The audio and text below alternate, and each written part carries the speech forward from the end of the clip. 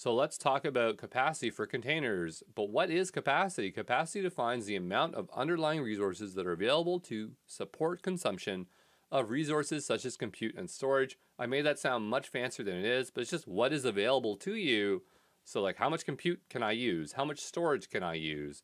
And Cosmos DB has two capacity modes. This is no different than, similar to DynamoDB, but there are other ones called on demand. It's not called serverless.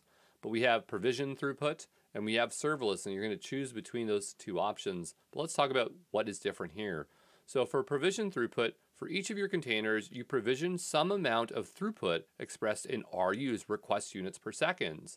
And so for workloads where you can reliably predict the traffic, or you have more flexibility of your options, that's where it makes sense to utilize it, okay? For serverless, this is where you can run your database operations against your containers without having to provision any capacity. This is great for low or small workloads or for unpredictable spikes in traffics. It's easy to configure, but has some limitations. So provision throughput makes sense at scale. Serverless makes sense when you are getting started, or you're just finding that it's just easier to manage. But you're going to really have to decide between those two options, which is what we're going to look at here.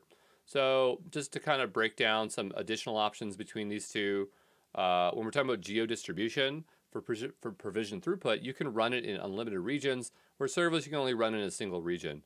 The max storage per container is unlimited for provision throughput, but for serverless it's 50 gigabytes. For performance, we're looking at sub 10 millisecond latency for point reads and writes covered by SLAs, service level agreements. Point reads is under sub 30 seconds for writes covered by SLOs. So a little bit different there. The billing model is very different. So for provision throughput, billing is done on a per hour basis for the RUs provision, regardless of how many RUs were consumed. And serverless is billing is done on a per hour basis for the amount of RUs consumed by your database operations. So in theory, serverless can be more cost effective, but it really just depends on what your consumption models look like. But we're not done with capacity. We're going to look a little bit more at throughput, okay?